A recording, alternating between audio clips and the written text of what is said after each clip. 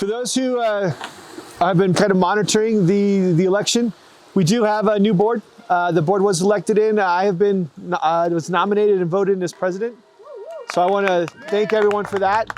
But real quick shout out to Duck for all he's done as the previous president. Huge work there. Want to recognize everything that's gotten. This has been a massive growth year for us. If you think about all that we've done, and a lot of it is in direct relationship to everything that Duck's done. So thank you so much. As vice president, we have Elliot, who will be our vice president. He was unable to be here today, but hey, he's really excited. We have a new treasurer. Hannah is going to be our new treasurer, so we're super excited. Again, Sue's not here, but thank you to Sue for all the hard work. That's a lot of making sure that all of the funds get where they need to go and that we're utilizing them effectively. So we're excited to have Hannah there. Shelly's going to continue to be our secretary.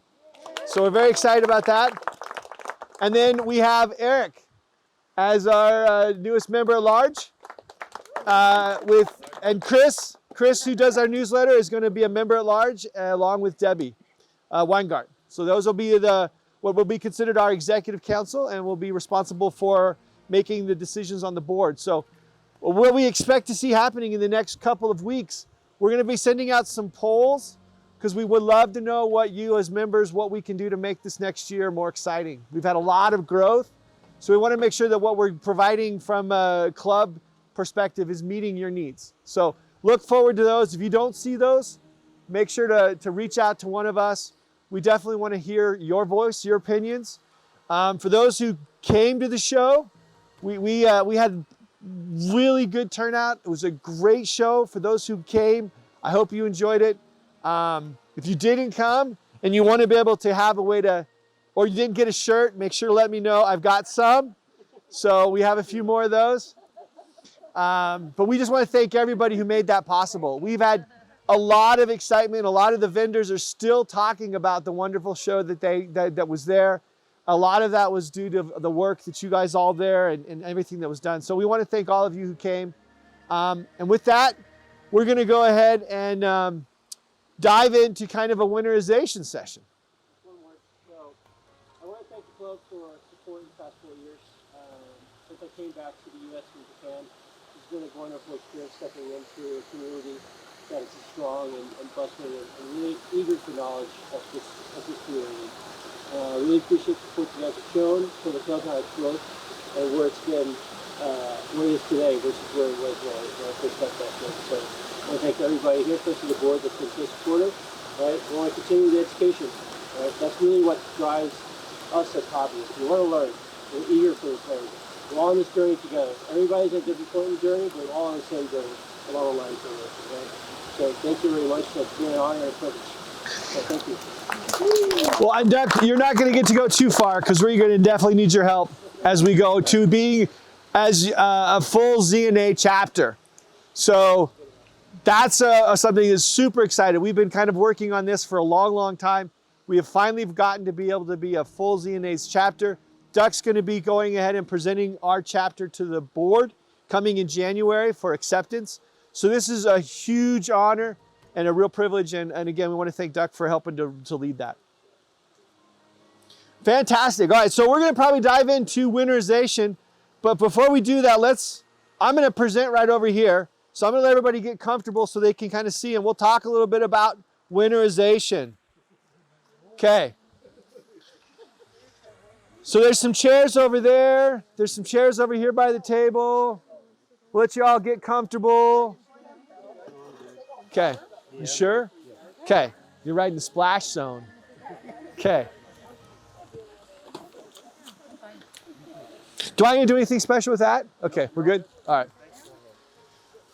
Okay, so one of the things that we love to talk about during this season is as the leaves are falling, so is the temperature of the water. And when that begins to fall, we want to make sure that we do all we can to ensure that our koi have the best chances of success when it comes to the time when not just the leaves, but the snow is falling. So today I want to talk a little bit about some things we can do to make sure that our ponds stay healthy. And we'll also show about how some of the things we can actually do as far as simple projects to ensure that we keep our systems and our ponds as clean as possible. So let's first off talk a little bit about some of the things you should do for your pond. As you're beginning to see the temperature drops, hopefully you're stopping the amount of food that you're feeding them. As it cools down, they're not able to digest the food as effectively. So we want to reduce the amount of feeding. So in the summer, you are probably feeding them multiple times a day and many, many handfuls. You need to be looking to reduce that down to maybe once a day, maybe once every couple of days. And you want to make sure that they're only what they can consume in the first five minutes. And if they look like they're hungry, it's okay. Let them be a little bit hungry. We don't want to risk having that food not being eaten, nor do we want to have to worry about too much debris and waste in the system. As the temperatures fall, your bacteria's effectiveness also decreases.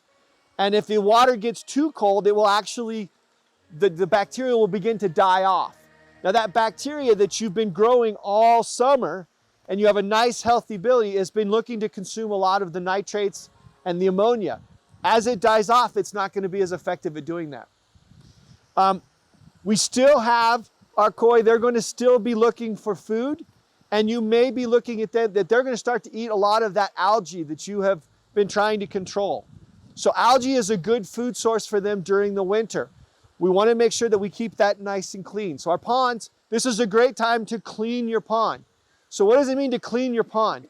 This is a time when you should look to make sure you get all of the dead debris, any leaves, any gunk on the bottom. Now is the time to clean that up. You also may want to look at your vegetation. Any of your water plants, trim all of those back. Get anything that can fall into your pond and start to rot, get it out and clean it up as much as possible.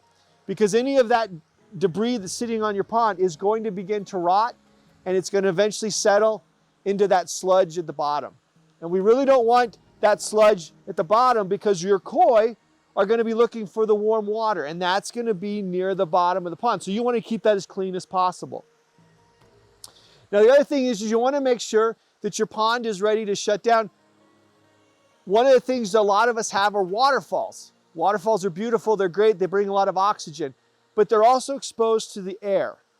And as it gets cold, you can actually super cool your pond with a waterfall. So you may want to look at being able to shut down your waterfall or in some cases potentially reduce the amount of it. So for instance, you may want to divert and turn off the top waterfall and only have maybe the bottom tier be exposed to allow you to get some of that aeration. And it will also help to prevent any ice forming. For those of you who have ponds where you can cover them, this is a great thing to do. It's very easy to build pond shelters. You can use PVC piping or 2x2s and just kind of run them across the pond. Throw a big piece of 6 mil plastic over the top, create a little mini greenhouse. That's going to trap the heat and it's going to keep your water warmer. It's also going to keep the snow from getting in and the cold air from being exposed. So if you can cover it, great. The other things that we've had members do that have been very successful is if you have you can go online and you can buy pool covers that are basically just bubble wrap. And they're big sheets of bubble wrap. They're wonderful. You can just put them on top of your pond, let them float, and they'll also provide a layer of insulation. So anything that you can do to help prevent the air from being exposed, your pond being exposed to that cold air is going to be a wonderful benefit for your koi.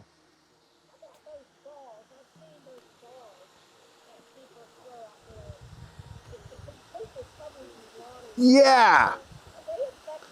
So one of the things that Cheryl's talking about is that some people take and they're like the plastic play balls that are in or balls that are inside of playpens. You can buy a bunch of those. If I've got a very odd shape where it's difficult for me to be able to find a piece of plastic, we've had members that will just throw a whole bunch of those balls and just cover the top of their pond with those balls.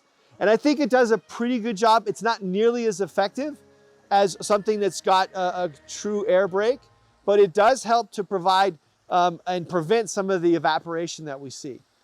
So your mentioning the pool cover, so you could literally just put that on there and kind of leave it all winter almost? You can leave it all winter. And that's safe to do that? And that's safe to winter. Now the key thing you want to make sure is you've got a way for air to escape.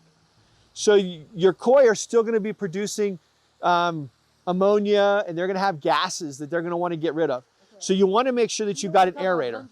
You don't want to cover 100%. You want to have an area where your aerators are running. Aeration is a very important thing.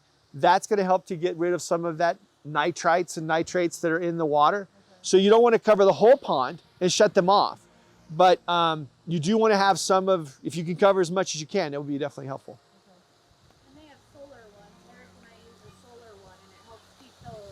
Water temperature about 10 degrees warmer than it would be without it. And it's just a full cover. Yeah. Okay. So I can you just cover like the bulk of the pond? We cover all about almost the entire pond with the exception of maybe a square foot or two where our aerators are going for the gases. The problem is my aeration is in the middle. Can you move it? Or is it no, it's like built in. Yeah, so let's talk about that. That's a really good point. Most people have aeration that's built in, and it's typically part of a bottom drain. Right? Yeah. Okay, now what you would want to really do in the winter is if you can't move that aeration, you want to actually shut that one off and put another aeration that can be kept at a much higher level in the pond. Because what you don't want to do, we'll take it back, you don't want to take cold air and pump that through your pond because it's going to super cool the pond as well. So if your oxygen, your air pump, you want to make sure that you keep that at a depth where it's not going to be disturbing the bottom the water at the very, very bottom. So if you can, you should look to pull your air stones up about halfway your pond. And that'll keep that bottom water undisturbed, so it'll stay nice and warm. And then the top aeration will keep it from bubbling, it'll keep it from icing up. Now another option you can do is if you do have a bottom drain, if you heat or put your air pump in an insulated cooler, go buy one of those styrofoam coolers and you throw a small heater in there, you're pumping warm air into your pond all winter long. So like for me, I have a pump room that's closed off. It's got a little box, it's insulated. So I'll put a space heater in, and right above my space heater are both of my air pumps. And so I'm pumping in about 80-degree water all winter long. And that keeps my pond without having to have an inline heater.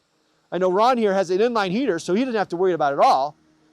But it allows me to keep the air that's being oxygenating is actually warming my pond too. What about just using de-icers? So you can do de-icers. Now de-icers, the purpose of a de-icer is to keep a hole in the ice and to allow for those gases to escape.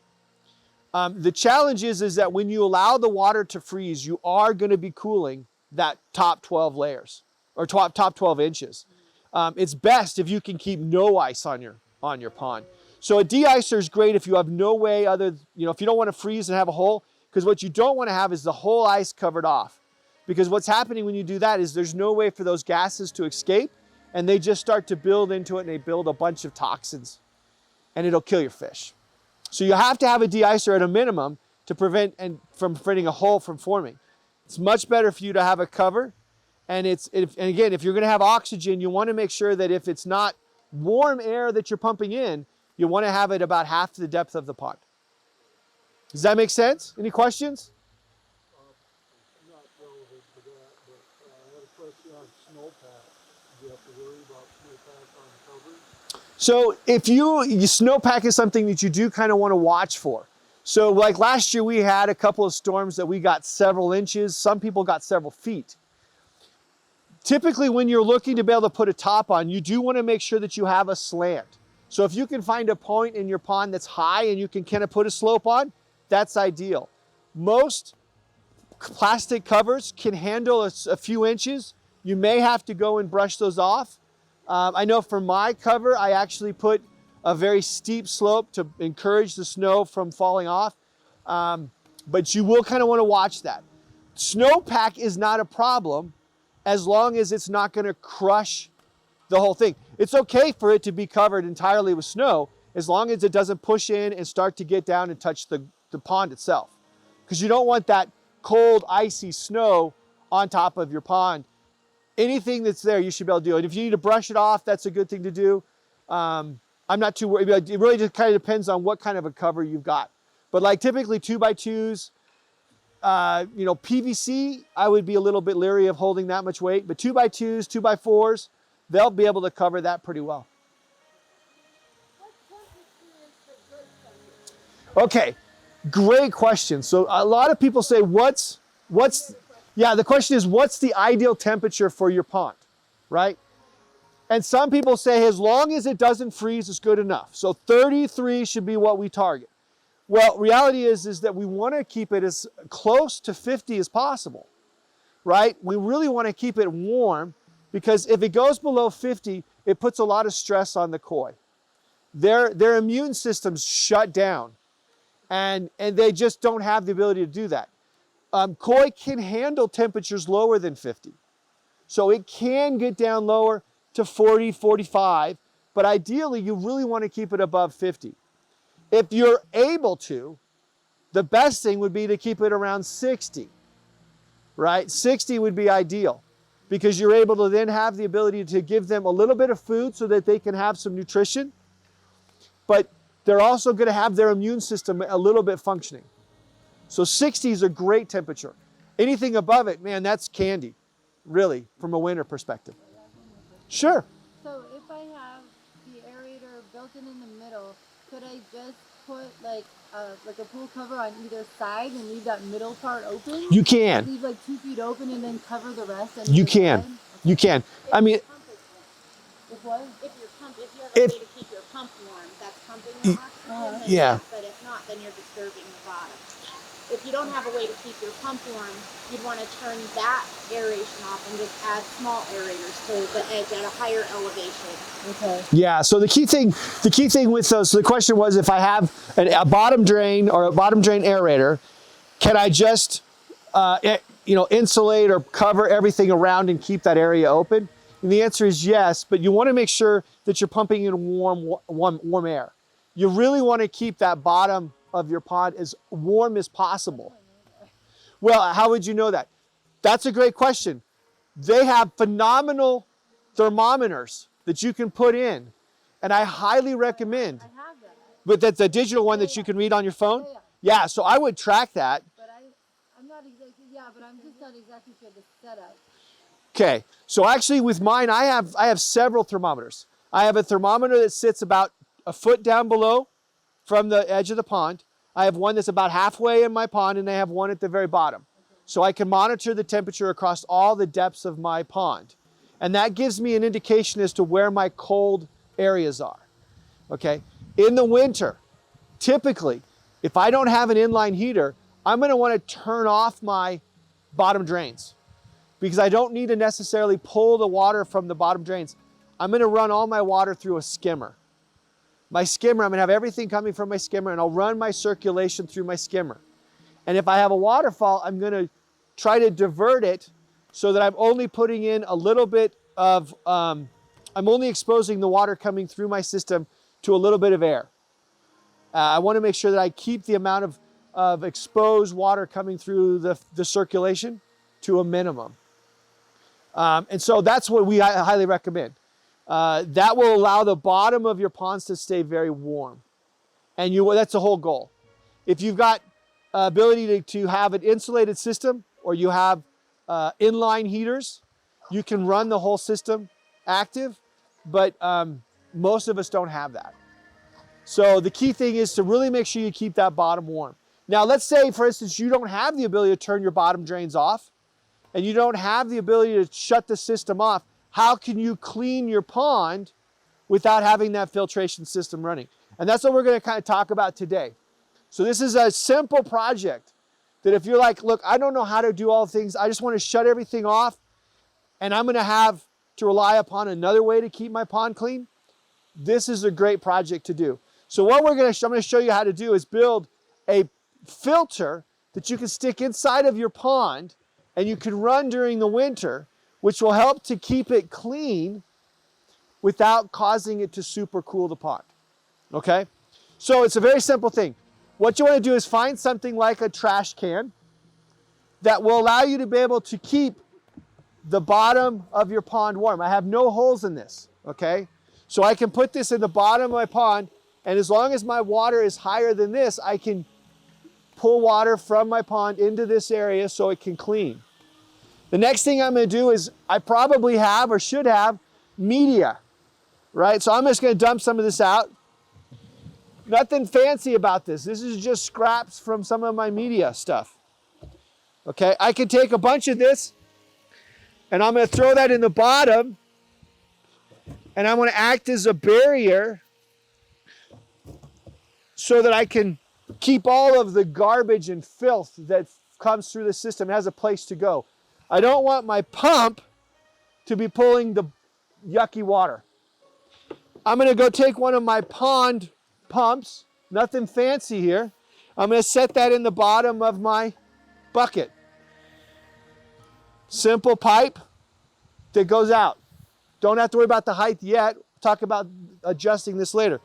Simple pipe here. Just throw all the rest of this media back in the bucket. You don't want that on the bottom though, the pump?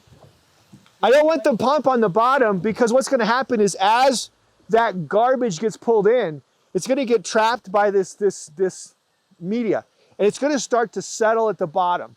And what's gonna happen is, you're gonna build a bunch of gunk, and it's gonna sit all here. You don't want your pump at the very bottom, because it's gonna be sitting right there, and it's gonna pull all of that garbage and put it right in there. By elevating it a good 6 inches, I'm now not pulling, I have a place for all that garbage to settle.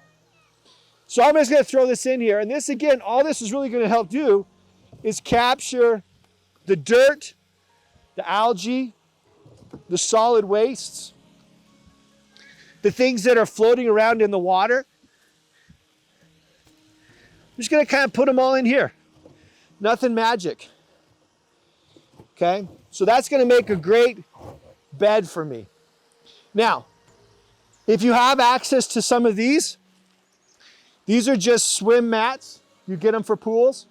Just simple filter material. You can also go and get polyester. Polyester, or like at the store, get 2-inch polyester mats. Anything that's gonna have some fine mesh, this is great.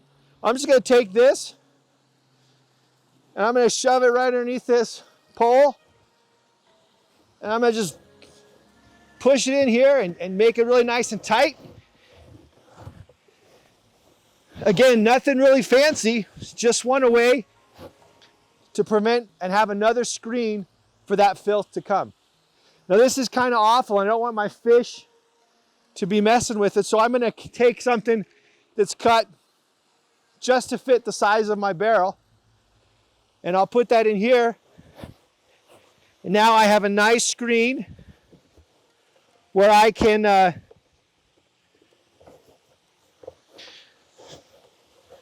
make sure that my fish aren't gonna get into the bucket, and there's nothing for them to scratch themselves on. Now obviously I need something to hold it. Yeah. So Shelly and I do is we have the laundry basket, like the laundry bag, the cheap white ones from Dollar Tree or whatever.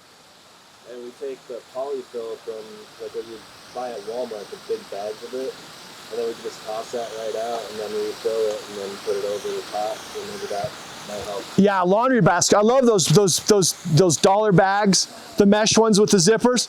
You can just throw media in there, and it's great. You just lift it out, rinse it off in a bucket, throw it back in. So I just use, bungee cords to just kind of bungee cord this to the pipe, just so I can kind of hold this all together.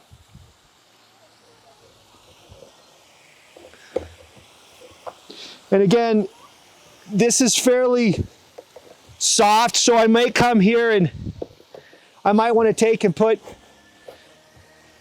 some, like a swim noodle around this edge to just kind of keep it from there. But this is going to give me a filter that I can run. The nice thing about this is that I'm only pulling the water at the height of this. And I can come, and depending upon the depth of my pond, I can come about 6 inches below my water line and cut this pipe. And I'm guaranteed that I won't freeze because I'm pumping moving water above that at all times. And so this I can run. Now the only thing you want to do after that is tie a rope to the handle, because you don't want to be using this as a way to pull it out. But tie a rope to the handle, and then you can just drop it into your pond and use the rope to pull it out. I would say once a month, unplug it. Make sure you do that, because once you start to shake this, oh my goodness, you're not going to want that to go in the pond. Unplug the pump, pull it up to the surface using the rope. With the motor, divert this out to the side, and you'll shoot all that gunk that's been in your pond. Do the same thing in reverse. You just take this off, hose this off with a garden hose, rinse it off, put the media back in, throw the pump in, you're good to go. This is something that's a very cheap way to have filtration running without having to worry about trying to keep all of your stuff working. If, for instance, you're unable to shut your bottom drain off, this would be an option to have the system working without that. Any questions? So to build this filter costs less than $100. I mean, I already had the pump, so this is part of my quarantine tank. And I had the pipe too. A question on that covering and the temperature at 50. Usually stop feeding the fish at 50. Is that kind of close when I feed them a little bit? You really don't want to feed them past 50. Because what happens is they don't have, they're just going to eat because that's what they do. And so they don't realize that what happens if you feed them is it's just going to sit, they have a very passive digestive tract. So what goes in has to force stuff to go out. So if they're not eating on a regular basis, what can happen is as they eat, it just sits in their system and for all purposes rots. That didn't get algae enough to sustain them at being that warm? They're going to eat the algae, they'll sustain with that. There's no reason for you to necessarily feed them. Now, on that note, there are things like mandofu, which has very little protein and has some enzymes that are good for them and may be helpful for them in the winter. So if you are going to feed them something, mandofu may be an option. Something that I learned from Ron is great is Honey Nut Cheerios. Honey Nut Cheerios has just a little bit of sugar, mostly carbohydrates, zero protein. Protein's where their growth goes, right? Carbohydrates are just allowing them to have more fat. So Cheerios may be something that you would look at. You want to feed them food that is not going to produce a lot of ammonia. And that's something where I look for is food that has no protein. If you look at like your typical cold weather food, the reason it's called cold weather food is because the amount of protein in it has been reduced drastically. So you're going to see less protein because their bodies can't consume it. So something that you can feed them that has no protein would be a better option. Anything else? I don't feed my fish from November to March. What temp do you have? About 50. And where they don't get skinny down there? You get nothing. Yeah, I don't You get think nothing I for 6 months. Yeah. Yeah. I have a question Yeah, about sure. The lily pads. So I currently have them, towards the top, and so you cut everything real low. Do you have to put them all the way at the bottom? How low do they have to be to make it through the winter? Right. Okay. So lily pads typically are between 2 to 3 feet deep in the water, in your ponds, right? Right? Yeah. So you want to cut those stems at least a foot below the water line. Okay. And then as long as they are between 2 to 3 feet, they should be okay. So you don't have to necessarily put them on the bottom. You don't need to necessarily put them on the bottom. And in fact, by putting them on the bottom, you disturb them and you have a chance to cause more filth in your system because they're set where they're at. And if you move them, you're going to disturb them quite a bit. Okay. What if they're only about like a foot below or so? Yeah, without keeping them, I would take them out or put them deeper. Okay, so they need to be how like a good 2 feet? I would say 2 feet. Okay. And I'm not an expert with lily pads, so I'm happy to take anyone else who does lily pads. I can't grow them at all. Okay. So But I do know that lots of people have them for wintering. And those, again, if you cover the pond and you keep the water warm, they will do really well. Good questions. Yeah, I'm just not sure about my system because I don't think I can turn off that bottom drain, to my knowledge. Okay. And I'm not sure exactly. Well, you know, if you need some help, let us know. Okay. We can come back and look at it and see. Most of the times when they install drains, they should have shut-off valves, because if you're going to do maintenance, or you have to have a way to be able to turn those off. So there may be some shut-off valves. It may be a matter of looking at your system to say, okay, did they plumb it correctly so that I can potentially divert them? Usually, you'll still see systems where they may have multiple pumps, motors, one pulling from the skimmer, one pulling from the bottom drain. In those cases, you should shut the bottom drain and just run the skimmer. Some have, like for my pond, I have jets that sit at about a 1.5 feet below the water line. So I'll divert most of my water to go through my skimmer and then into the bottom jets. So I'm not exposing my water at all to any of the waterfalls or that, to keep that from getting cooled. But then again, I also cover mine 100% with a greenhouse top, and it works really well. So my temperature stays about 55, and I don't have an inline heater. That's my next expense is an inline heater. But I was talking to Jurgen, who's one of the first presidents. I think he was the first president of the club. And he has a greenhouse where he'll come and he'll cover his pond with 6 mil plastic. And then he takes a layer of bubble wrap, and then he puts another cover of 6 mil plastic, and his pond stays 65. And he has his lilies all year round blooming. So it's possible here in Colorado to do it. And I know, Ron, your pond stays what, 71 all year? 72. Yeah. So he's got a phenomenal setup. One of these days, we'll have a meeting at Ron's to see what it looks like, but it's ideal if you can keep it warm, for sure. Any other questions? Yeah, it's not the end of the world. No, it's not the end of the world. My pond is too big and it's got weird shapes and stuff. I just shut everything off. Put a de-icer in, and I put air stones down, a couple feet inside that de-icer. The fish basically just hibernate because there's a couple feet near the bottom that does not get as cold as it would up top, and they just stay at the bottom and they hang out, and in the spring, Yeah, it's all good. definitely. So, one of the principles of point keeping is consistency in your water. That means the temperature, pH, ammonia, what it means. It's just consistency, right? When the temperature drops, you want it to be consistent, right? What you want to protect is from your swings, right? So whatever you're doing, you don't have to go through and build a greenhouse on top of your pond, right? As long as the temperature can stay consistent for your fish, and you don't get that variance, that's really what you try to do for your fish. And that's why I don't feed my fish, right? Because when you start feeding the fish, they start getting active. They start metabolizing, and then they start getting active. And then when it gets cold, then they shut down. And then do they start back up or not in the next time they see food, right? But they're stupid animals. They're gonna start back up, right? So that variability actually adds stress to the system. It also adds stress to your water. Because your water, your bacteria, it's not about feeding the fish. If you're feeding the bacteria that's keeping the water quality consistently good, right? So you have two types of bacteria in your water, right? One takes from the ammonia to nitrite.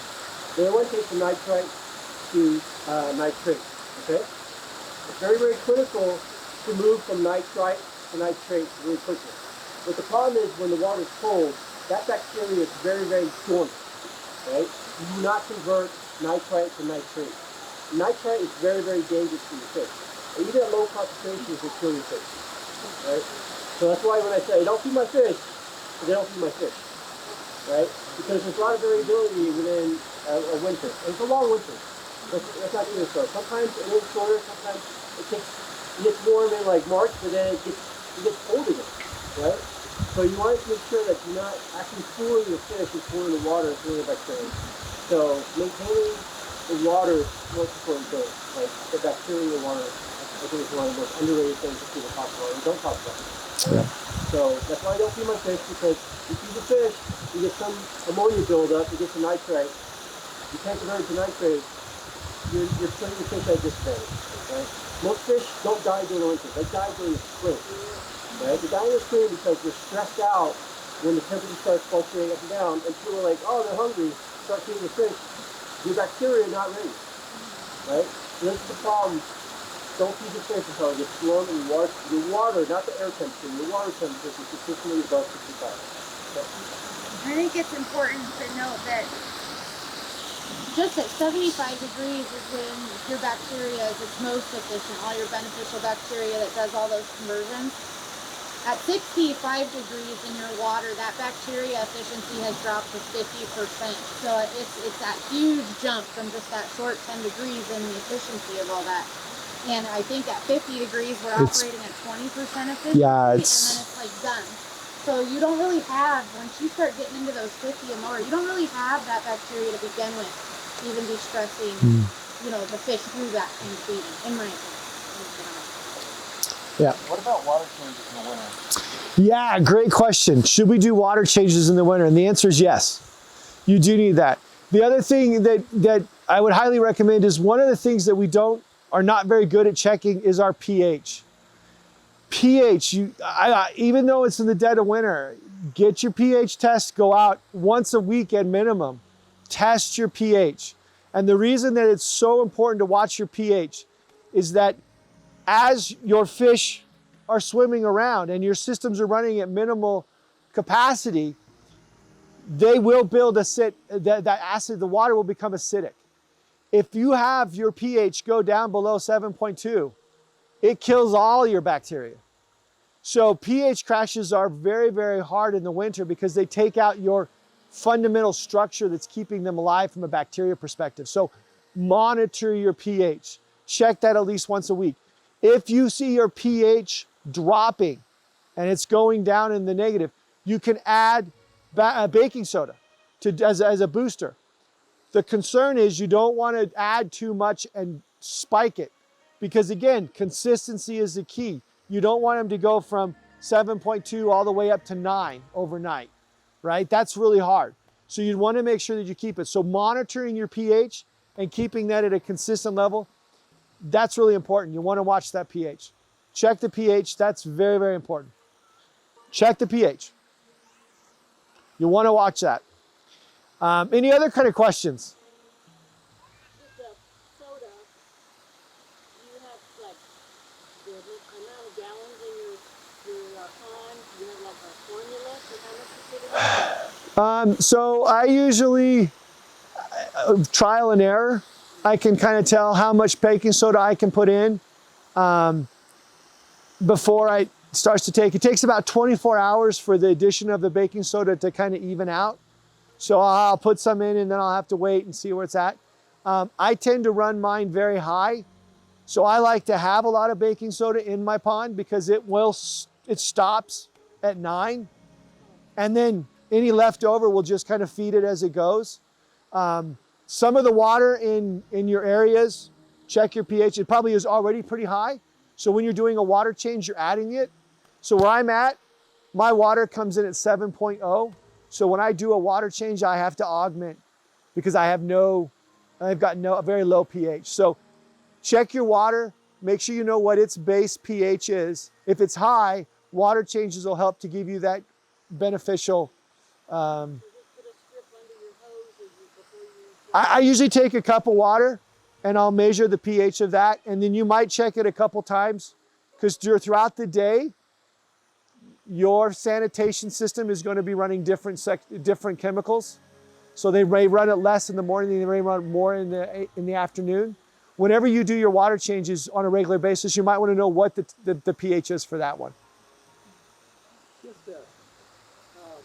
I understand baking soda is a buffer that doesn't directly change the pH itself. It keeps it from being acidic. It changes, I think, to change the pH, you need to put something like an acid in.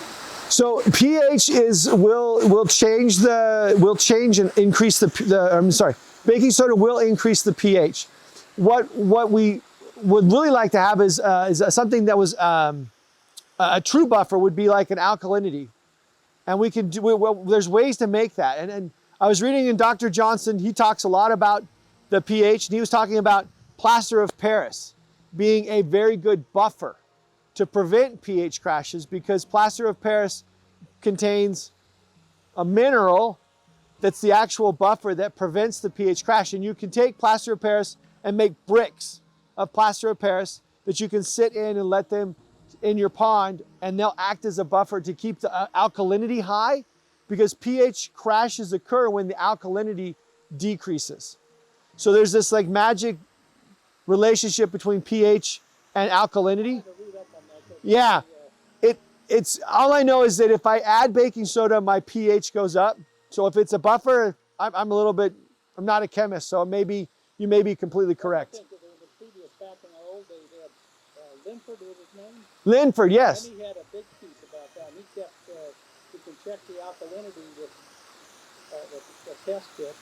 And then he kept that way up in like 120 or 150 maybe. Yeah. With baking soda. So I know, and Shelley, you've been doing some investigating into that whole alkalinity element, correct? Yeah, so to like test your pH, having a higher pH will help stabilize your pH from going into a pH crash. And there are buffers that you can buy by Microglyph, and there are test kits also that are a little bit different than a typical test kit. You're waiting for a color change as opposed to what the color turns into, so to speak, to measure that level. I believe the digit you want your pH at is around 150, if I'm not mistaken, and that's what keeps it from going into a pH crash. And there are other ways to help, like the plaster of Paris. I've read oyster shells will do that. They will be replaced over time. They do lose that as they're ran through. But yeah, your pH will help keep your pH from having that opportunity to crash. And another thing on pH, you're not necessarily trying to obtain and keep that perfect digit. You're trying to just keep it the same. Like ideally we want it at 7.5, 7.6. But if your pH is 8.4 and your fish are happy there, as long as it's consistently at 8.4, we want to keep it there. We don't want to try and push them to that 7.5. That's not the idea. It's just if it starts to go too low, we want to take care of it by buffering. Our water, for example, in Centennial, Denver water comes in at 9. Yeah, and that's totally fine. And that's where the water change is actually going to be very beneficial for you. Yeah. Everything's froze up in this. Well, and so you will find that with your water changes, you will want to make sure that if you are going to do water changes, and let's say you do have your system shut off, pull from that top 12 inches. Just put a submersible pump in, pull from the top 12 inches, and then refill it with clean water. It is good. Yeah, that's why I take the hose into the garage, because it's a real nightmare. My wife does not like it when I bring the hose into the house to warm it up. It's a bad idea. Even though you're like, I'll put it in the bathtub. It'll be fine in the bathtub. You just drain it and just bring it into the garage. I have one that I keep a hose in the garage just for water changes. Okay, any other questions? Do you feel a little bit better for winter? Okay. I know it's always stressful, but these little bit of, this ounce of prevention that we can do just makes spring so much easier for us. So the more that we can do to kind of keep that water constant, as warm as possible, it just makes it easier when it comes springtime. Yeah. Okay, so there's the winterizing bacteria is typically what they call cold weather, and it's meant to be specialized to work for temperatures below 50. I use it. Do I see any difference? I don't know. I think it's a good thing to do is to put it in there personally. But again, it depends upon how much your fish are active. And that if you've got swings in your water temperature, or you're feeding your fish, it can throw that whole off, and basically the bacteria is going to even out. The reason that the cold weather, it just kind of helps to seed the system. But yeah, I mean, I use it on mine. I don't know. Anyone have opinions on that?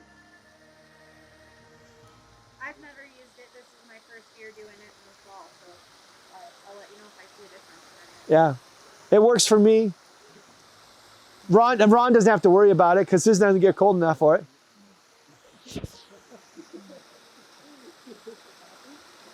Anything else? Fantastic. Do you have a recommendation on where to go to buy the 6 mil plastic, like large? Okay, so Home Depot has a 20-foot by 100-foot roll for $127. It weighs about 50 pounds. Now they also have it as 4 mil. Okay, I like 6 mil because 6 mil is a little bit more durable. I'm a little bit hard on things. 4 mil tears a little bit easy. 6 is really nice. So it comes in 20 by 30, comes in 10 by 25, and it comes in a 20 by 100. This is just plain plastic, yeah. And they do have black versus clear. I like the clear because it allows the sunlight to come through. And it also gives me ability to kind of see a little bit what's going on. Okay, now I have another question. So with the clear, do you have to worry about your fish getting sunburned? No, I have never had to worry about that. I have had to worry about my fish when it ices over, it has no light. They koi like light. So, but I've never had them fit sunburned. Now I know you can also buy greenhouse plastic, which is insulated. They're running about $45 a sheet, 2x8. You could put those over. They're very sturdy. But again, 6 mil is kind of my price range where I can handle. Most people saw my pond in April, right? Yeah. So I used the clear PVC on top of the pond. I used the poly around it so I can get access to it. But the clear PVC serves the same purpose. Cover it up to make sure that the temperature stays consistent, right? So get sunlight to get some temperature as well. So, Yeah. Any other questions? All right, well, hopefully this has been helpful.